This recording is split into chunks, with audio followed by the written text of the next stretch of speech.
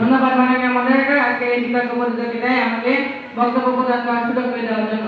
আজকের এই বিতর্ক প্রতিযোগিতায় উপস্থিত রয়েছে বিচারক মন্ডলী এবং আমার সামনে উপস্থিত ছোট ভাই ও বোনেরা, সবাইকে জানাই আমার শুভেচ্ছা সালাম। আসসালামু আলাইকুম। বাঁশবাগানে মাথার উপর চাঁদ উঠেছে, ওই চাঁদটা হয়ে গেল, বাসটা গেল কই?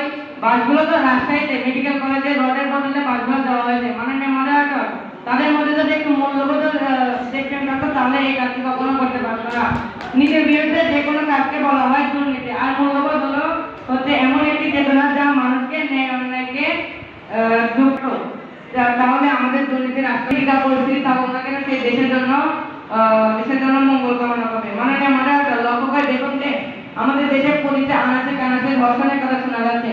এসব ধর্ষণ ধর্ষিতা ঢাকা বিশ্ববিদ্যালয়ের ছাত্রীরা ধর্ষণে ধর্ষিত হচ্ছে।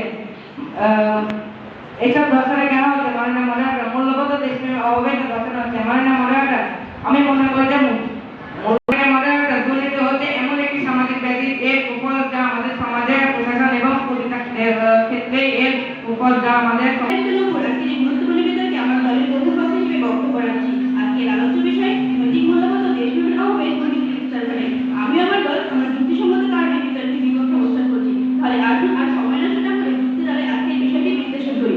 আমরা একমত যে নৈতিকতা দেশপ্রেম দুর্নীতি কমাতে সাহায্য করে, কিন্তু এই দুটি বিস্তারে অনেক কাঠামোগত কারণ রয়েছে। প্রশাসনিক দুর্বলতা, কঠোর আইনের ব্যবস্থা নেই, জবাবদিহিতার শূন্যতা এবং দারিদ্রতা এবং আইনের অভাব, জবাবদিহিতার শূন্যতা, দরিদ্রতা ও অসাম্য। বিশ্বব্যাংক ওইসিডির যৌথ প্রতিবেদনে বলা হয়েছে যেসব দেশের বিচার ব্যবস্থা দুর্বল, গণমাধ্যম কর্মী, রাজনৈতিক স্বচ্ছতা নেই, সেখানে দুর্নীতির মাত্রা সবচেয়ে বেশি। উদাহরণ দিলে